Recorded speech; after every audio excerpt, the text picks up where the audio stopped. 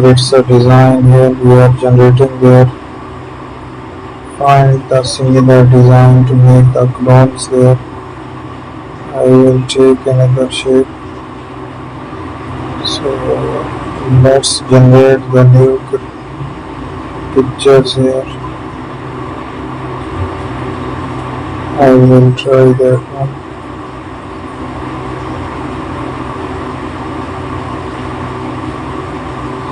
So here it is. I will use the designs here. Make some different shapes.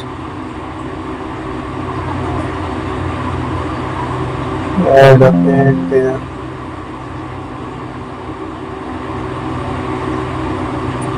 Thank you for watching my video. Don't forget to subscribe.